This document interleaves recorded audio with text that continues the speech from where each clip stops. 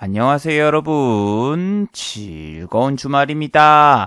자, 어제 유럽 증시와 미국 증시는 혼조세를 보이며 마감했습니다. 전날 다우와 나스닥 지수는 혼조세를 보이며 다우는 0.26% 상승으로 마감을 했고, 나스닥 같은 경우에는 마이너스 0.17% 하락으로 마감을 했습니다. 그 외에 영국이라던가 유럽의 주요 국가들은 약간의 보합세를 보였고 상승한 국가도 있지만, 어제 좀 좋은 뉴스가 있었습니다. 중국에서는 지준율을 인하한다는 소식에 장 초반에 유럽 증시는 상승을 하면서 좋은 모습을 보였지만, 장 막판, 장 후반에는 미국의 고용지표가 약간 부진하다 이런 뉴스가 나오면서 나스닥 같은 경우에는 하락 전환을 하면서 마무리가 되었는데, 어제 우리나라 증시도 다우하고 나스닥이랑 거의 업 비슷하게 마감이 되었습니다. 자, 다음 주에는 선물 옵션 동시 만기일이 있습니다. 선물 옵션 동시 만기일은 지난달 옵션 만기일보다 훨씬 변동성이 크고 위아래로 변동성이 정말 심한 그런 한 주가 될 건데,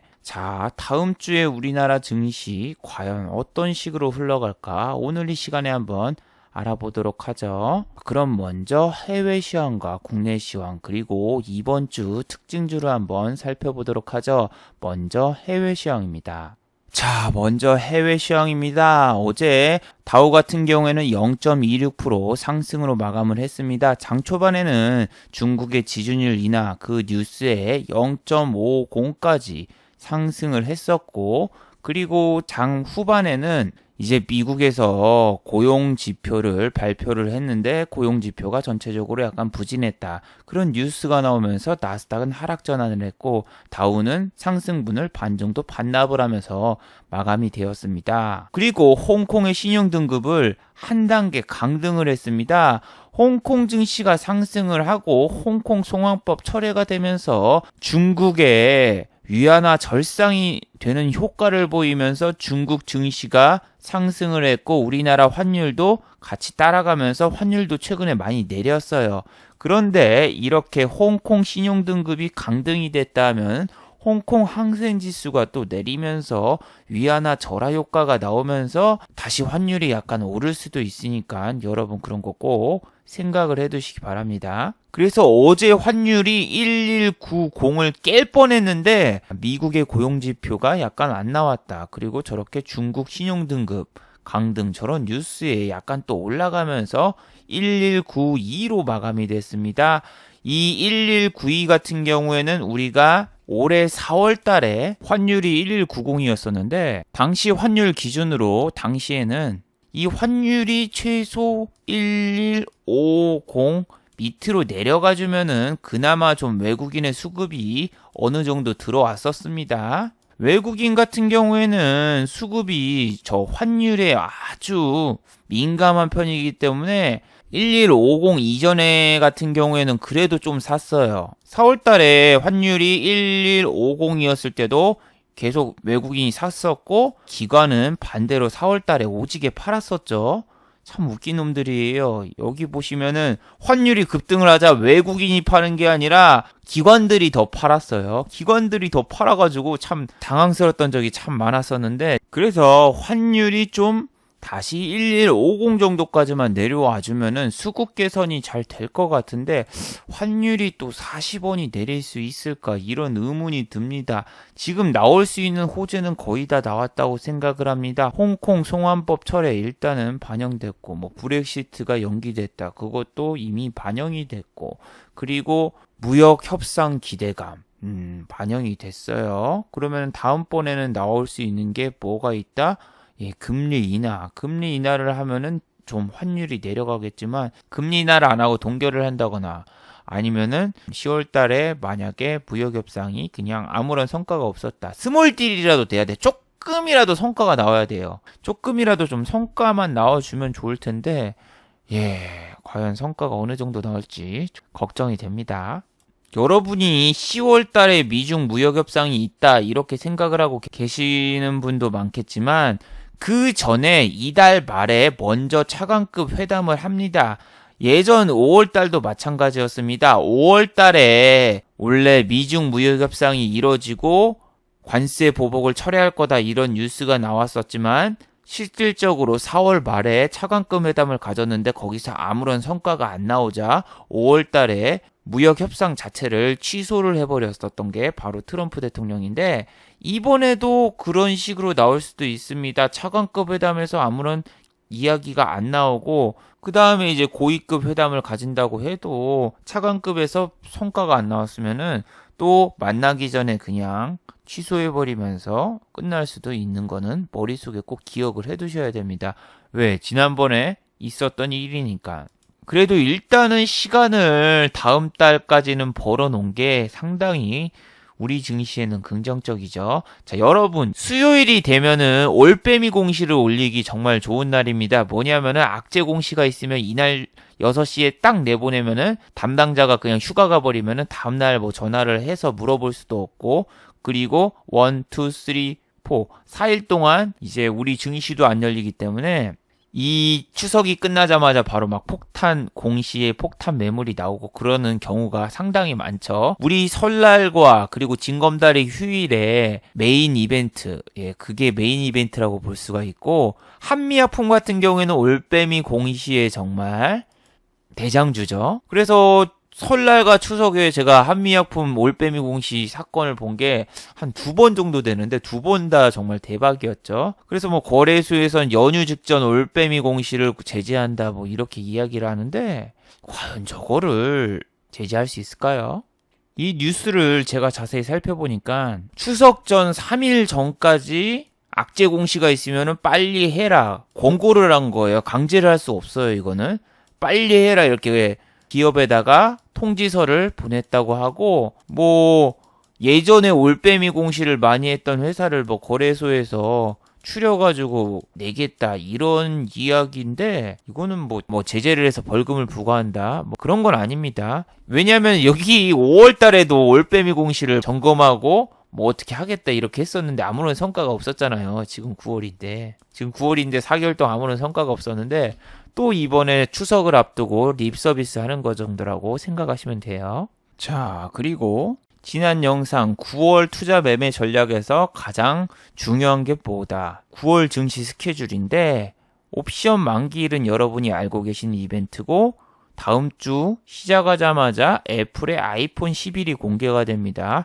애플의 아이폰 11이 공개가 되는데 지금 현재 애플의 주가가 어떻다? 지난 여기 고점을 약간 돌파하기 직전입니다. 어제 같은 경우에는 0.01% 거의 반등이 없고 그냥 보합 정도 수준으로 마감이 됐습니다.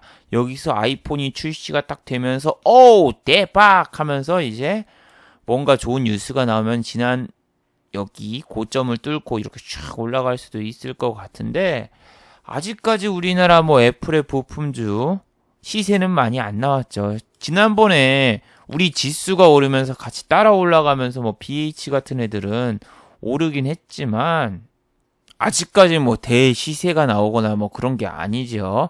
그냥 지수적인 반등으로 인해서 얘네도 이 밑에서 이렇게 올라왔고 아직 뭐 이렇게 뚫고 올라가기에는 아직 모멘텀이 좀 부족하죠. 근데 애플이 이번에 신작 보니까 저는 아무런 기대감이 안 들던데 물론 저는 아이폰을 쓰지 않습니다. 근데 디자인이 좀 어떻다? 이 카메라도 사륜아니고 좀 투박해요. 스티븐 잡스가 진짜 없어서 그런지 몰라도 애플의 뭔 디자인이 좀 마음에 안 들긴 하네요. 물론 제가 안 쓰니까 그렇게 보일 수도 있겠지만 뭐 아메리카 감성에 맞아가지고 잘 팔린다면은 저런 애들이 움직일 텐데 아직까지는 그렇게 뭐 미국에서도 썩 좋다는 평가는 안 나오고 있나 봐요. 물론 아직 출시가 안 됐지만 이미 매장에 DP가 돼 있고 뭐 리뷰 같은 것도 유튜브 같은 데 보면 되게 많단 말이에요. 이미 막 이렇게 외국 쪽에서는 이런 거 리뷰도 많이 되고 있으니까 여러분도 유튜브라던가 이런 데서 한번 참고하시기 바랍니다.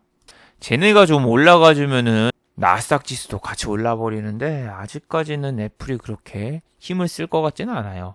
필라델피아 반도체 지수에 이어서 나스닥 바이오헬스케어도 한번 살펴보죠. 자, 나스닥 바이오 헬스케어 같은 경우에는 마이너스 0.26%로 마감이 됐습니다. 얘네는 뭐 필라델피아 반도체 지수처럼 위로 치고 올라오고 있지는 않습니다. 얘네가 못 가면은 여기 셀트리온이라던가 셀트리온 헬스케어도 다음 주 장 초반에는 그다지 시세를 주거나 뭐 위로 올라갈 것 같지는 않고, 외국인 같은 경우에는 이렇게 셀트리온을 팔고 있죠. 미국 쪽에서 뭐 바이오가 갑자기 급등하고 주목받고 있다 하면은 옛날에 우리나라 2015년도처럼 이 제약바이오 대세 증시가 올 수도 있긴 있지만, 지금은 미국에서는 그런 모습이 전혀 보이지 않고, 만약에 제약바이오 헬스케어가 가려고 했었으면은 힐러리가 당선이 됐어야 되는데, 힐러리가 당선이 안 된 시점에서도 그래도 2017년도에 제약바이오 나쁘진 않았죠. 근데 나쁘진 않았는데, 여기 보시면은 우리나라가 나쁘지 않았을 때도 얘네가 같이 올라가지고 나쁘지 않은 거였지, 이게 월봉이거든요. 미국 쪽에서 뭐 제약바이오 시세 없이 우리나라에서 그냥 따로 셀트리온이라던가 셀트리온 헬스케어가 올라가려면은 뭐 FDA 삼상 승인이라던가 뭐라던가 뭐 이슈가 나오면서 이 섹터가 주도주가 나오면서 가야 되는데, 지금 현재 제약바이오는 주도주는커녕 임상 실패 아니면은 상패 들어간 코롱 티슈진이라던가 악제뉴스밖에 없죠. 그래서 뭐 기술적인 반등은 제약바이오에서 어느 정도 나와도 그 위로 신고가로 막 치고 올라가고 막 고점 뚫고 올라가는 모습은 좀 제약바이오에서 기대하기가 힘듭니다. 아직도 많이 물려 계신 분들이 많고, 그분들 같은 경우에는 제발 종목이 올라만 와라, 올라만 와라, 올라만 와라 이렇게 생각하시는 분들이 대다수잖아요. 예를 들면 뭐 셀트리온 헬스케어 같은 경우에도 불과 몇 일 전까지만 해도 7만 원이었던 종목인데 지금 4만 원이 됐어요. 여기서 뭐 5만 원 올라가거나 6만 원 올라가거나 그러면은 사람들이, 물려있는 사람들이 빨리 탈출을 하려고 하지, 아 이거 더 가겠구나 하면서 홀딩할 경우는 지금 없단 말이에요. 왜? 10월 달 되면은 무역 협상하면서 또 나가리가 되거나 안 좋은 뉴스가 나올 수 있는데, 그 전에 시세를 주면 빨리 나가야지 이 생각을 하지, 아 이게 이제 다시 7만 원 넘고 신고가 가면서 10만 원 이상 갈 거야 라고 생각하시는 분들은 지금 현 상황에서 없기 때문에, 투심이 불안한 상황에서는 위로 뚫고 올라가기보다는 보통 잠깐 위까지 꼬셨다가 여기서 빼버리고 찌질찌질 뭐 그렇게 가는 경우가 많아요. 그래서 너무 증시에 기대감을 가지고 있으면은 나중에 실망감도 커져요. 그리고 야간 선물을 보시면은 0.23% 상승으로 마감을 했습니다. 그리고 이 수량과 여러분 금액을 보시면은 지금 야간 선물에서 외국인이라던가 기관 개인들이 거래가 별로 없어요. 거래가 별로 없어가지고 어제도 그랬고 엊그저께도 그랬고 그렇지만, 여기 거래가 별로 없기 때문에 0.43%라던가 0.53%막 이렇게 상승을 했어도 너무 흥분하지 마세요. 거래가 없는 상황에서 요렇게 그냥 올라가 버리고 그러면은 저것만 보고 되게 흥분하시는 분들이 많아요.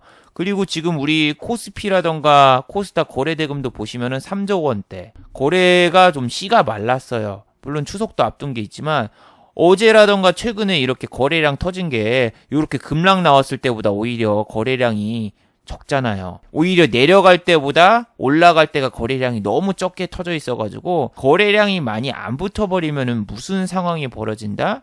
종목적으로 따지면은 고점에서 물려버릴 수가 있습니다. 아침에 이 위에 호가라던가 밑에 호가라던가 별로 안 걸려져 있어서 1억만 딱 넣어도 한 10% 오르는 종목들이 되게 많아요. 지금 현 상황에서는. 그렇게 되면은 10% 이렇게 꼭대기까지 올랐고 종가도 그렇게 마감을 되면은, 아 이제 이거 대시세를 주겠구나 하면서 막 그런 종목 위에서 들어갔는데, 1억 갖다가 꼬신 애들은 사람들이 들어오니까 그 다음에 이렇게 막 급등하면서 올라가자마자 바로 던지고, 그리고 개인들 같은 경우에는 거래량이 급감해서 던지려고 보니까 밑에 호가라던가 받쳐주는 물량이 없어서 탈출하지 못하고 꼭대기에서 그냥 손가락 빨면서 물려버리는 그런 상황이 오잖아요. 이 셀트리온 헬스케어도 보세요. 밑에 막 30주, 20주, 10주 이게 동시 호가 때 이 정도밖에 없으니까, 뭐 내가 1억 가지고 있거나 2억 가지고 있거나 그러면 이런 데서 막 던질 수가 없잖아요. 지금 그런 것처럼 잘못하다가는 진짜 물려버릴 수 있기 때문에 거래량이 좀 더 팍팍 터져주면은 좋은데, 지금까지는 코스피, 코스닥 전부 다 그런 상황이 아니기 때문에, 급감한 그런 상황이기 때문에 여러분이 지금 뭐 큰 돈으로 하기에는 좀 많이 힘들어요. 저도 이번 주에 할 때 한 신용 써가지고 한 2천만 원, 3천만 원까지는 베팅이 돼도 그 이상은 베팅하기 힘들더군요. 근데 3천만 원도 지금 팔기가 힘들어가지고 그냥 뭐 어제 급등한 종목 이런 데서 아무데나 뭐 이거 다 클릭해서 보셔도 참 이것도 내가 막 3천만 원 베팅을 한다고 해봐요. 못 던져. 누가 받아줘? 받아주는 밑에 호가가 없죠. 3천만 원이면 고작 3천만 원. 3천만 원이면 얼마죠? 약 10,000주 정도. 10,000주 정도 있으면 3,100만 원인데 이게 10,000주를 내가 던지려고 하면은 여기서도 못 던지고 여기서도 못 던지고 여기서도 못 던지고 그냥 호가가 붕괴가 돼 버리죠. 지금 여기가 9%인데 내가 이쪽에서 사가지고 던지려고 하면은 여기 한 이 밑에 호가가 얼마나 걸렸나 안 보이니까 모르겠지만 한 마이너스 4% 이상 손실을 봐야 되기 때문에 지금 뭐 3천만 원으로 매매하기도 되게 힘들어요. 이거 동시호가가 아니라 장중에는 더 가관이었어요. 뭐야 이거 올릭스 이런 애들도 내가 뭐야 이거 3천만 원이면은 얘 같은 경우에는 여기 정도에서 던질 수 있지만 그래도 이게 동시호가가 아니었다고 치면은 얘도 없어요. 그래서 막 아무거나 뭐 클릭해서 봐도 한 3천만 원 이상으로 지금 베팅해서 때려 먹기는 힘들고 여러분이 저렇게 생각할 수도 있죠. 아니 그럼 3천만 원이 아니라 한 1,000만 원으로 3개로 나눠가지고 3종목을 돌리면 되지 않느냐 이렇게 생각을 하시는 분도 있겠지만 그렇게 하기가 상당히 힘들어요. 왜? 하나 보는데도 힘든데 3-4종목을 어떻게 봅니까? 차트만 이렇게 펴놓고 보는 게 아니라 이 호가창이라던가 그런 거 저는 장중에는 이 차트를 안 봐요. 호가 이런 거 체결창 뭐 이런 거에 집중해서 보기 때문에 이거 하나 보기도 힘든데 이렇게 3종목 전체 다 보기 힘들고 비중을 3종목을 한다고 해도 비중을 어느 정도 넣느냐에 따라서 다르거든요. 아니 3종목 다 바로 풀 베팅이 아니잖아요. 장중에는 3등분으로 비중을 나눠가지고 일단은 분할로 들어가잖아요.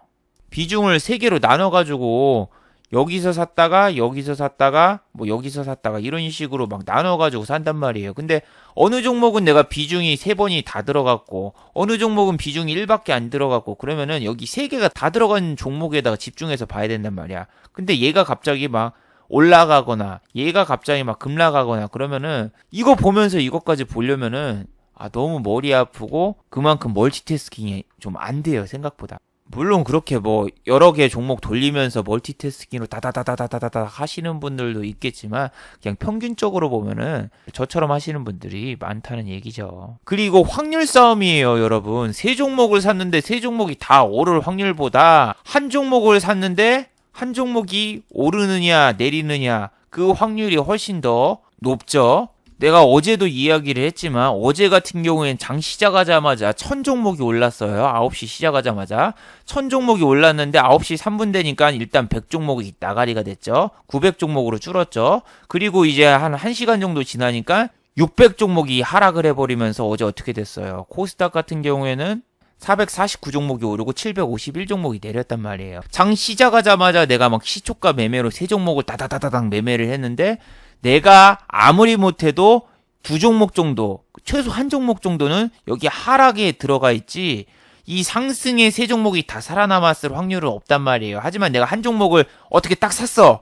근데 이쪽 아니면 이쪽이잖아. 한 종목이면은. 한 종목이 갔을 확률은 있어도 이쪽으로 전부 다 3종목이 갔을 확률은 거의 없죠. 왜? 60%가 내렸는데 그 60%에 내가 한두 종목이 이쪽에 포함이 안 됐을까? 그래서 내가 여기서 뭐 2종목이라던가 한 종목이 수익이 나도 나머지 2종목이라던가 한 종목이 큰 손실을 보면서 결국 내 계좌는 마이너스 아니면 보합 뭐 그렇게 끝나는 게 대부분이기 때문에 이 분할로 양쪽 막 봐가면서 이거 멀티태스킹 하기는 좀 비효율적입니다. 그리고 최근에 미국 증시가 급락하고 한국 증시가 급락했을 때 아래 공포하면서 국채 금리가 많이 왔다 갔다 했는데 현재는 지금 많이 안정이 됐어요. 근데 이 국채금리 이슈 같은 경우에는 보통 2달에 한 번씩 나오거든요. 2달에 한 번씩 나오는데 그거 나올 때마다 연준에서 금리 인하를 하거나 뭔가 경기 부양책이 나왔어요.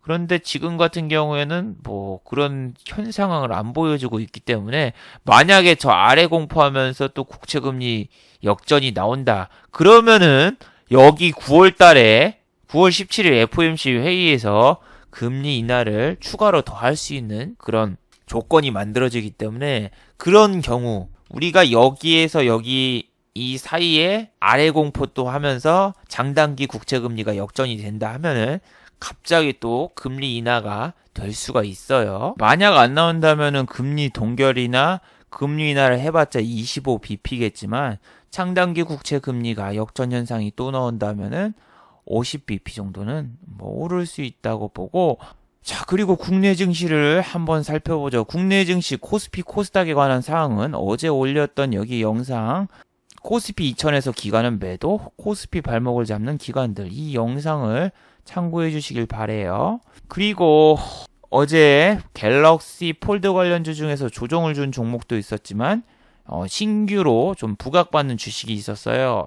자, 바로 어제 상한가를 간 DKT죠. 일단 지금 갤럭시 폴드가 어떻게 되고 있나 현 상황을 살펴봐야 되겠죠. 갤럭시 폴드 같은 경우에는 이 3,000대를 사전 예약 판매를 했는데 이게 전부 다 품절이 돼 버렸습니다. 그래서 초기 물량이 완판이 됐고, 뭐 지금 유저들 상황에서는 생각보다 쓸만하네. 1세대 치고는 괜찮은데 이런 이야기가 나오고 있습니다. 1세대 치고 괜찮다. 무슨 이야기냐? 삼성 갤럭시가 나오기 전에 옴니아라는 개쓰레기 같은 핸드폰이 나왔었어요. 그 휴대폰이 나온 다음에 역시 삼성이 스마트폰은 안 되구나 이렇게 했는데, 그로부터서 2년 뒤 갤럭시 1과 갤럭시 2가 나왔는데 1은 1세대 상당히 별로였고 2는 명작 중에 명작. 저희 집에 아직도 있습니다. 아직도 사용이 가능해요.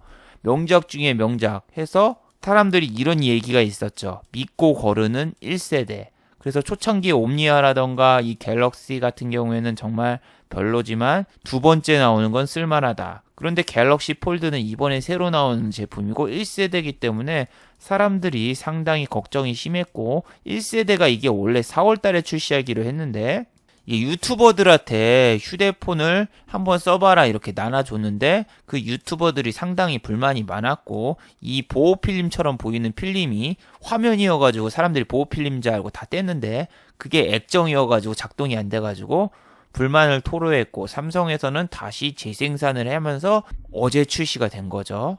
그리고 이번에는 유튜버들한테 핸드폰을 사용해보게 내주질 않았어요. 그래서 갤럭시 폴드 관련 뉴스가 어제부터서 나왔죠. 진짜로 사용할 수 있는 거 어제부터였으니까. 심지어 삼성 서비스 센터에다 전시도 안 해놨어요. 원래는 써볼 수 있게 노트라던가 갤럭시 노트라던가 갤럭시 S10 같은 경우에는 일주일 전에 미리 DP를 해놨는데 갤럭시 폴드는 그렇게 해놓지도 않았더군요. 아무튼 갤럭시 폴드가 생각보다 괜찮다라는 반응이 지금 있어요. 문제는 주식이겠죠. 원래 갤럭시 폴드 관련주 같은 경우에는 AP 시스템, 그다음 HB 테크놀로지, UTI, 덕산 네오룩스처럼 이 OLED 관련주가 각광을 받았었는데 어제 뜬금없이 DKT라는 종목이 상한가를 갖고, 이게 갤럭시 폴드 관련주래요. 실적을 보시면 알겠지만 여기 2019년도 3월에는 여기 당기 순이익이라던가 영업이익이 생각보다 좋게 나오질 않았어요. 그리고 연간으로 보시면은 전년 분기에는 좀 별로였네요. 그 전에는 그나마 좀 수익이라도 있었지만, 근데 지금 이제 여기 가이런스라던가 여기 예상치 같은 경우에는 벌써 2021년도까지 이게 추정치가 나와 있네요. 이렇게 딱 보면은 실적이 좋아질 거라고 하지만 수급이 기관이 없죠. 기관이 없는 주식 같은 경우에는 뭐다? 연기금이라던가 이런 애들은 이걸 사고 싶어도 가이런스에 충족을 못해서 못 사는 그런 종목이고, 이런 종목은 보통 코스닥에 있죠. 보시면은 코스닥 종목입니다. 코스닥 종목이고, 얘를 연으로 보시면은 짜자잔 2년밖에 없죠. 신규 상장을 해서 지금 2년이 됐어요. 2년이 지났고 18,000원까지 갔다가 지금 10,000원짜리가 됐는데, 지금 얘가 어제 갑자기 상한가를 갖고 수급은 외국인이랑 기관 이렇게 딱 산 걸로 나오는데 별 볼 일은 솔직히 없습니다. 자, 갤럭시 폴드 예약 판매가 완판됐다 해도 3,000개예요, 3,000개. 예전에 물론 500개라고 하긴 좀 그렇고 500대죠. 설치형 에어컨을 500대 팔고, 파세코라는 종목 같은 경우에는 상한가를 갔죠. 여기 보시면 파세코 인터넷에서 창문형 에어컨을 500대가 아니네. 300대. 300대가 완판이 돼서 갑자기 상한가를 갔어요. 저 에어컨이 하나에 40만 원밖에 안 되는데 저 세력애들이 저거 300대 사고 작업친 거 아니야. 그런 이야기를 했었는데 이런 애가 갑자기 상한가를 가고 그 다음에 쭉 내렸어요. 여기에서 상한가를 갔다가 그 다음에 이렇게 쫙 하고 그 다음에 쫙 내렸는데 이런 애들 평소에 거래량이 10만 주도 안 터지고 가격이 싸가지고 이런 애들 작업치기 정말 좋은 주식인데 동호회들이 장난치고 여기서 뺐다가 또 어땠어요? 7월 달에 또 증시가 안 좋으니까 이런 애 또 이용해서 빼먹고 그랬는데 중요한 거는 여러분 설치형 에어컨 자체가 예약 판매가 중요한 게 아니라 전체적으로 이번에 안 팔렸습니다. 에어컨 소비량이 별로 없었어요. 왜? 여름이 너무 짧았거든요. 태풍 오고 뭐 오고 그러다 보니까 여름이 그냥 후딱 가버렸어요. 그래서 오텍 같은 경우에도 에어컨 관련주인데 이 오텍도 초반에는 여름이라서 주목받는다. 이런 뉴스에 이렇게 올라왔지만 지금 같은 경우에는 여름이 생각보다 빨리 끝난다. 올해 여름은 덥지 않았다 하면서 시들시들하고 더 다음 뉴스가 안 나와서 못 가고 있어요. 여기서 뭐 올 늦더위 이제부터 시작이다 하면서 막 뉴스가 나오고 에어컨 판매량 호조하면 이런 애들이 올라갈 텐데 마땅히 올릴 만한 재료도 없고 뉴스도 없고 그러니까 그냥 시들시들하게 가고 있죠. 이 DKT도 지금 이렇게 뭐 상한가 이쪽 가가지고 2위 뚫고 신고가 보러 가네 이게 아니라 지금 올릴 만한 종목이 금요일날 마땅히 없었잖아요. 뭐 정치 테마주로 요즘에 자꾸 자금이 왔다 갔다 거리는데 마땅히 올릴 만한 종목이 없으니까 기존에 있던 갤럭시 관련주는 시세를 많이 줬고 뭐 다른 거 작업칠 거 없을까 하다가 이렇게 평소에 거래량이 안 나오는 거 10만 주도 안 터지잖아요. 이런 만 원짜리도 안 되는 거 10만 원 주도 안 터지고 그러는 이 상황인데 여기서 그냥 한번 탁 작업을 친 거예요. 작업치고 막 나중에 간다고 해도 이쪽에서 좀 찌질 거리다가 나중에 뭐 시세 주거나 그럴지 모르겠는데 현 상황에서 뭐 딱히 잡아가지고 올라갈 만한 그런 위치나 뭐 그런 건 아니에요. 여기서 지난번처럼 이쪽에서 올려놓고 삐용 하고 올라가주면 좋겠지만 여기서 삐용 하고 올라가잖아요. 그럼 여기에 물렸던 애들이 웬 떡이냐 하고 던질 가능성이 높아요. 물론 장이 좀 안 좋다.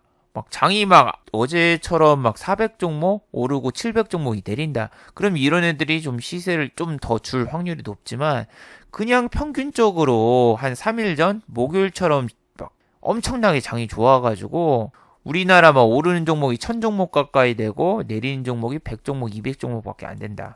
뭐 그러면은 이 종목은 안 갑니다. 뭐 요럴 때죠. 여기 코스닥에 1000종목이 오르고 100종목이 안 간다. 이럴 때면은 이런 애들은 못 가죠. 근데 반대로 어제 같은 증시라던가 아니면은 뭐 요렇게 80종목 오르고 내린 종목이 1000종목이다. 그러면은 이런 애들은 점상으로도 막 시작하고 그럴 수도 있겠지만 현 상황에서는 증시가 다음 주 월요일 시작하자마자 급락하거나 그럴 가능성은 별로 없어요.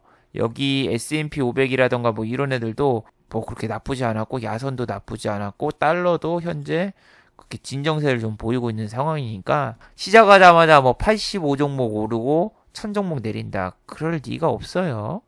반대로 안 좋은 뉴스가 만약에 나오면 흔들릴 수 있겠죠. 안 좋은 뉴스가 뭐가 있을까? 예를 들면 일요일날 뭐 갤럭시 관련해서 여러 가지 뉴스가 나오는데 소비자들이 본격적으로 써보고 뭐 치명적인 결함이 있다, 버그가 있다. 그런 뉴스가 오히려 뜨면은 이런 애들이 그냥 확 깨질 수가 있죠. 어제 뭐 조국 씨 관련해가지고 추가 기자회견하고 밤 12시까지 뭐 하고 그러던데 부정적인 여론이 많았죠. 조국 씨 같은 경우에는 이제 조국 씨 부인이 뭐 전격 기소될 거다, 뭐 검찰에서 이렇게 이야기를 하고 그러는데 조국 관련주는 그럼 또 난리가 나겠죠. 화천기계는 어제도 내렸는데 그 다음 날에도 또 내릴 수도 있을 것 같고 현재로서는 갑자기 상황이 안 좋아진 거죠.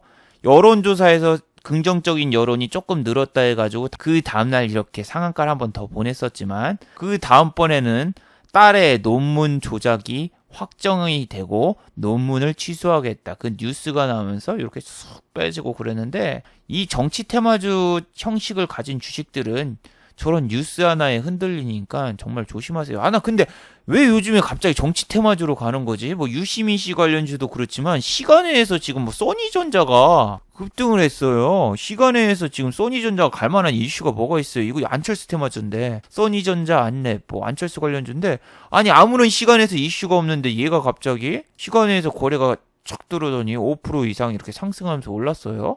아니 지금 뭐 대선 기간도 아닌데 갑자기 뭐 홍정욱 관련주 해가지고 어제는 한국 프렌즈?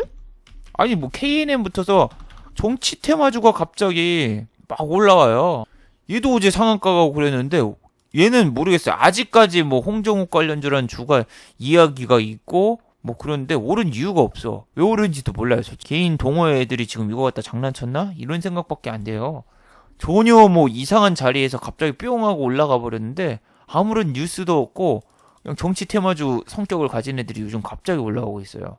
근데 정치 테마주 같은 경우에는 정말 올릴 게 없을 때 주식이 별로 올릴 게 없을 때 혼조세 때 막 많이 올리고 그러는데 지금은 이제 밑에서 증시가 치고 올라오니까 충분히 일반적인 주식이 가고도 남을 그런 증시인데 갑자기 정치 테마주를 이렇게 수급에 쏠리니까 좀 그렇네요.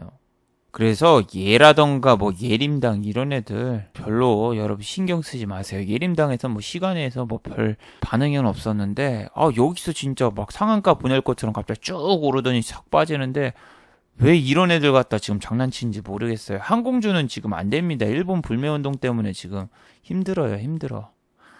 그런 것도 있고 조국시 테마주로 어제 거의 하한가까지 내려갔었던 상상인 인더스토리 이 종목 같은 경우에는 거래가 정지됐다가 재개가 됐죠. 여기 보시면은 조국 펀드에다가 주식 자금을 대출해줘가지고 여기 상상인 인더스토리 같은 경우에는 어제 시작하자마자 하한가를 갔다가 상한가가 풀려가지고 여기 28.91%를 마감을 했는데 이런 종목은 여러분 지금 손대면 안 돼요. 지금 조국 씨 관련해서 난 좋은 뉴스가 별로 없다고 생각을 하는데 뭐 조국 씨가 법무부 장관에 결국 선발이 되면 또 오를지 안 오를지는 모르겠어요. 그렇지만 지금 현 상황을 놓고 보면은 악재 뉴스밖에 없죠. 그래서 이 종목은 어제 단일 계좌 매도를 엄청나게 해가지고 지금 이게 나온 거거든요. 보통은 매수를 개인이 엄청나게 많이 해가지고 이렇게 투자주의가 나오는데 반대로 어제 같은 경우에는 대주주 아니야 이거? 대주주라던가 특별 관계자가 엄청나게 던진 것 같다는 얘기인데요. 저거는 그런 쪽으로 지금 나온 거거든요. 이런 종목 아무튼 주의하세요. 어제는 죄다 이런 정치 쪽 테마주 그런 거밖에 이슈가 안 됐죠. 어제 이야기하려고 했다가 말은 이재명 씨는 항소심에서 벌금 300만 원. 그래서 당선 무효 위기에 처해졌습니다. 어제 제 지인분들이 이 때문에 전화가 왔어요. 이분들 같은 경우에는 이재명 관련주 회사에 다니시는 분들이에요. 근데 그 회사가 부산에 있는데 이분들이 이거 어떻게 될 것 같아 막 이런 거 이야기를 되게 많이 한단 말이에요. 레이텍이라던가 되게 많죠. 인터지스 에이텍, TN 이렇게 있는데 이런 종목들이 여러분 언제부터 내렸어요? 이게 지금 여기서 끝이 아니라 연으로 보잖아요. 그럼 여기에요. 여기 2018년도 1월? 아니야 여기까지 있었다. 이런 종목을 어디서 잡았냐면은 이거 나오지도 않아요. 어디서 잡은 게 아니에요. 이분들은 어떻게 됐냐면은 우리사주 같은 거예요. 우리사주. 그러니까 자기가 그 회사에 다니는데 이게 주가가 엄청나게 막 뛰니까 우리사주를 공모를 받아가지고 우리사주를 받았고 이분들 뭐 평단가가 대략 14,000원 이 종목이라고는 얘기 안 할게요. 그냥 뭐 이재명 관련주 중 하나예요. 막 한 이 정도 그냥 차트로 보면 이 정도에서 잡았어요. 이 정도에서 공모가를 했고 이 직원들한테는 한 12,000원 정도에 준 거? 12,000원 정도 이렇게 약간 좀 싸게 해준 거죠. 싸게 해서 공모를 해줬는데 지금 주가가 반토막 이상 났죠. 저런 분들 같은 경우에는 전화를 맨날 주는 게 저번에 줬을 때도 막 이거 어떡하냐 그러고 난 이런 거 모른다 이렇게 모른다 해도 언제 물을 타야 되겠냐 막 계속 이런 말을 하는 거예요. 그러니까 머릿속에 절대 손절이라는 단어가 없죠. 그리고 언젠가 오르겠지 이러는데 생각 자체가 잘못된 것 같아요. 언젠가 오르겠지 하고 그 다음에 절대 손절이라 없다 그 마인드로 본인이 가지고 있는데 그럴 거면은 나한테 물어볼 필요도 없고 저는 물어본다고 해서 대답을 해주지도 않는데 아우 징그러워 죽겠어요 저런 거 사신 분들. 우리 사주라면은 여러분 그런 회사 다니시는 분들 본인이 더 잘 알지 않을까요? 회계담당부에다가 전화해가지고 야 이번 분기 실적 좋을 것 같냐 안 좋을 것 같냐 그거 물어보면 되지. 전혀 상관없는 저한테 물어보는지 모르겠는데 에이텍 TN이라던가 이런 애들이 지금 실적으로 가는 주식은 절대 아니란 말이에요. 실적으로 가는 주식이 아니고 이렇게 뭐 이재명 씨 관련 이런 테마가 있어야지 가는데 지금 테마도 끝났고 오히려 지금 당선 무효 위기에 처해졌어요. 저게 뭐 여기서 법정에서 좋은 소식이 나봤자 이런 데까지 올라가기가 지금 힘든 상황인데 오히려 안 좋은 악재 뉴스가 나서 여기까지 빠져고 그랬는데 어떻게 올라가요? 다시 12,000원이 이런 데까지 올라가려면은 지금은 30%가 빠졌고 여기서 7,260원이잖아요. 근데 옛날처럼 한 15,000원대까지 다시 가려면은 아니 최소 100% 이상 올라야 되는데 그런 게 갈까요? 그래서 이 꿈과 희망도 없는 이재명 테마주 이런 거 불리신 분들은 조기에 대응을 했어야 되지 않는가 이런 생각도 해봅니다. 여기서 선거 결과가 잘 나와서 날아갈 거를 생각하고 이 막판에 들어가신 분들도 있을지 몰라요 아마도. 그런데 이건 도박이죠. 반대 결과가 나오니까 이렇게 됐잖아요. 근데 이게 성향이 뭐다? 정치 테마죠. 조국 씨도 그렇지만 정치 테마주나 이런 거는 뉴스 한 끗 차이, 뉴스 하나에 왔다 갔다 상한가를 가냐 하한가를 가냐 그런 싸움이기 때문에 저는 절대 안 건드리거든요. 이런 거를 본인이 건드리고 싶어서 산 게 아니지만 우리 사주를 사신 분들이나 뭐 그런 분들은 어쩔 수 없죠. 뭐 얘하고 인터지스는 거래량이 너무 없잖아요. 거래량이 너무 없고 종목도 막 1,000원짜리 주식, 2,000원짜리 주식 뭐 그래가지고 이런 애들도 쫙 내려가고 그러는데 인터지스는 옛날에 봤을 때도 그렇지만 여기 뭐 한 주 걸려 있고 두 주 걸려 있고 너무 호가가 작고 거래량이 너무 없어서 이런 거 사도 못 팔아요. 사도 못 파니까 이렇게 완전 소형주에다가 실적도 안 좋은 주식은 여러분이 사면은 그냥 손실 보고 끝날 확률이 높습니다. 에이텍 TN이라던가 뭐 에이텍보다는 얘가 가벼워가지고 축축축축 올라간 적도 많긴 많았지만 그냥 얘는 소형주라서 그렇다고 생각을 하고 얘가 뭐 시세를 더 많이 준다 그렇게 생각하지 마세요. 이 위에까지 한번 이렇게 팍 상한가 올려도 얘는 호가창도 얇고 던지기가 힘들어가지고 못해요. 그래서 이렇게 악재가 나온 정치 테마주 뭐 홍정욱 씨 같은 경우는 어제 상한가 가고 그랬는데 왜 자꾸 저런 쪽에 지금 시세를 주고 막 자꾸 올라가고 그러지? 아니 진짜 이게 증시가 조금씩 올라오면서 이제는 좀 정상적인 주식이 좀 가졌으면 좋겠다 이런 생각을 하고 있는데 뭐 400 종목 중에서 200 종목 가까이가 뭐 저런 식의 주식이고 나머지는 그나마 좀 정상적인 주식이 가고 있고 하는데 정말 여러분이 종목을 좀 잘 선택하고 정상적인 종목을 좀 고르시길 바랍니다. 뭐 정치 테마주가 막 이제 움직이니까 일본 테마주, 불매운동 수혜주, 불화수도 관련주 막 그런 거는 7, 8월 달에 강제로 생긴 테마인데 이 정치 테마주 같은 경우에는 옛날에도 있었고 저게 뭐 총선 기간이나 대선 기간이 그때 움직이는 건데 지금 총선까지 앞으로 하려면은 몇 개월 남았습니까? 10월, 11월, 12월 한 6개월 정도 남았는데 보통은 저 시세라던가 저거를 작년 같은 경우에는 2달, 3달 막 그런 전에 줬거든요. 근데 지금은 약간 더 앞당겨진 그런 느낌이 드네요. 아니 남선알루미늄이라던가 이런 애들도 어제 올라오고 그러길래 이건 또 이낙연 테마주인데 이런 거 더 올라오고 그러니까 좀 재미가 없어요. 재미가. 그리고 또 어제 7% 이상 급등하고 시간의 단일가에서 상한가를 간 앤디포스라는 종목이 있는데 얘는 왜 올랐나? 여기 보시면은 또 일본에서 독과점하고 있는 FCCL 소재 국산화를 한다. 5G 관련해가지고 올라왔는데 지금은 진짜 뭐 일반적인 주식이 좀 팡 하고 뛰려면은 일본에서 독점으로 만들고 있는 그 부품이 있으면 그걸 뭐 국산화한다. 이걸로 대체한다. 뭐 그런 소문만 찌라시만 좀 내주면은 여러분 이런 게 막 상한가를 가고 그래요. 근데 그 종목이 진짜 뭐 국산화를 한다 그게 중요한 게 아니라 그거를 일본에서 화이트리스트라던가 뭐라던가 제재를 해줘야 돼요. 지금 불화수소라던가 여러 가지도 대체를 하는 게 중요한 게 아니라 단가가 중요하거든요. 단가. 이게 대기업이라면은 일본 회사하고 한국 회사하고 이렇게 있다? 그러면은 국산에서는 이거를 1,000원에 팔고 일본 애들은 500원에 팔잖아요. 그러면은 한국 발전을 위해서 1,000원에 사는 게 아니라 철저하게 기업은 이윤을 추구하기 때문에 이쪽을 사요. 아니 공기업도 똑같잖아요. 공기업도 태양열 에너지라던가 태양광 다 중국 거 사잖아요. 왜? 왜 그걸 사냐?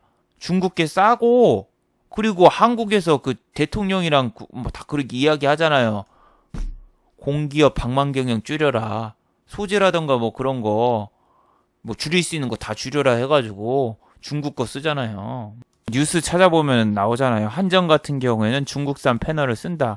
뭐 이렇게 하는데 어쩔 거야. 그러면은 아니 뭐 방만 경영 줄이라고 하고 뭐 하고 뭐 그러라고 해가지고 저 회사에서도 저렇게 쓰는 건데 뭐 꼭 국산 거 써라 하면은 그건 또 그대로 독점 아닙니까? 독점.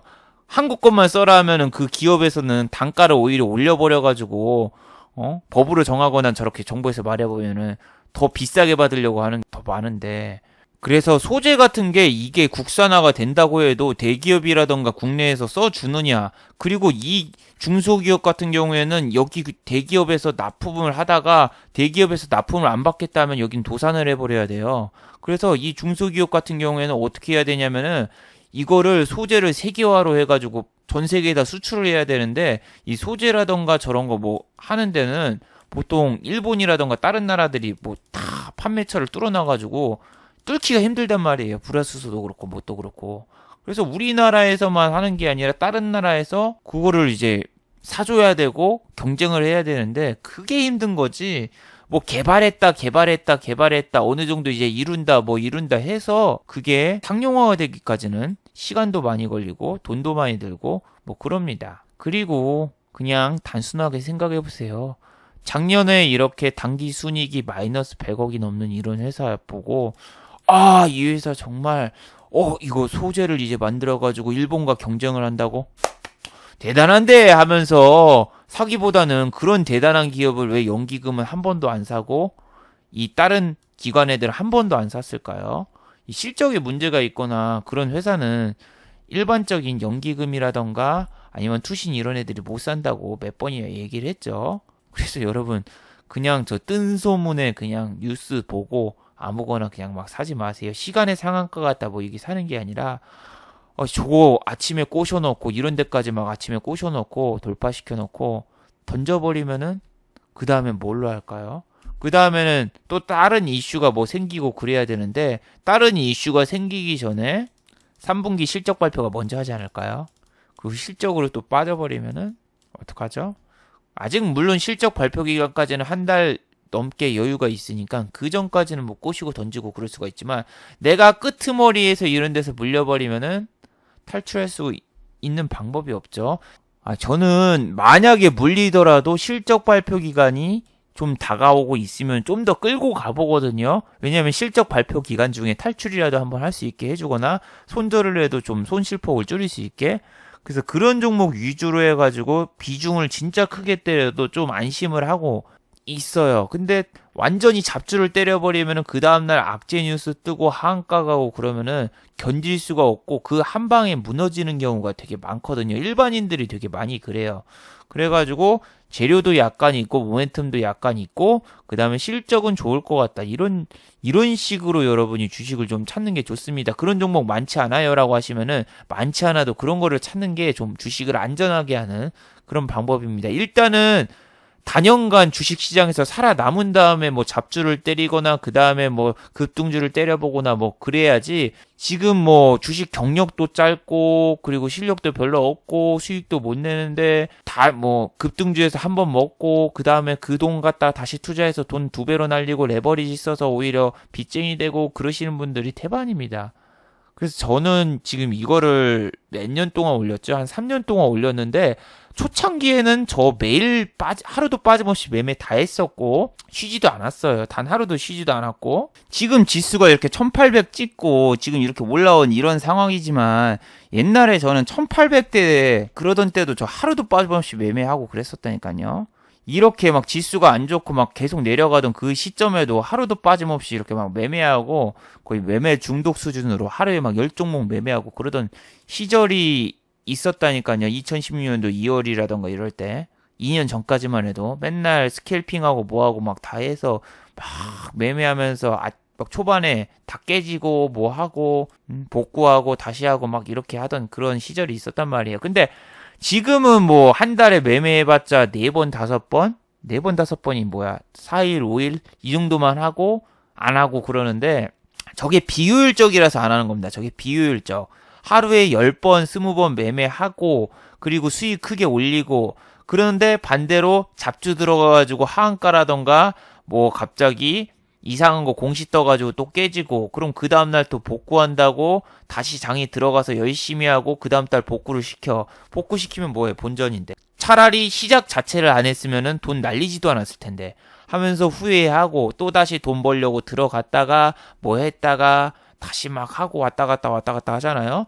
그러면은 한 1년이란 시간이 다 끝나고 12월 달이 돼 있어요. 근데 나는 주식만 엄청나게 했지 어디 놀러 가거나 해외여행을 가거나 그런 거 아무것도 못하고 그냥 자기 시간을 가진 적도 없고 그냥 주식 생각만 하다가 1년이 끝나버려서 한 2017년도 이후에 매매를 완전히 바꿨습니다. 내가 안심할 수 있고 그리고 실적이 따라줘서 내가 비중 베팅을 해도 중간에 탈출을 할 수 있고 이런 식으로 바꾼 다음에 수익도 예전보다 훨씬 더 좋게 나오고 그래요.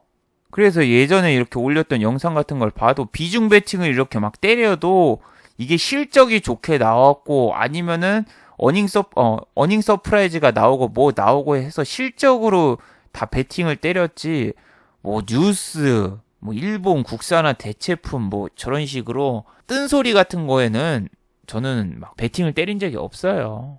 뭐 본인은 매일매일 매매하고 매일매일 스캘핑이라던가 뭐 그런 거 하시는 게 좋으신 분들은 뭐 그대로 계속 하시면 되고 근데 저는 결국 어떻게 됐습니까? 잇몸이 약해져가지고 이빨이 빠지고 그 다음에 지금 뭐 머리도 빠져가지고 지금 머리를 심어야 되나 이 생각도 하고 있고 몸이 그냥 다 안 좋아요. 전 지금 계속 병원 치료 다니고 뭐 그러고 있으니까 몸이 못 버티니까 결국엔 못 하겠더군요. 그래서 좀 오래 할 수 있게 주식을 좀 오래 할 수 있게 내 몸에 맞추게 하다 보니까 매매가 요런 식으로 내 계획을 잡아서 하는 거지 본인이 원하는 식으로 그냥 따로 만들어셔도 하셔도 상관은 없습니다. 이거는 제 패턴에 맞춘 거니까 뭐.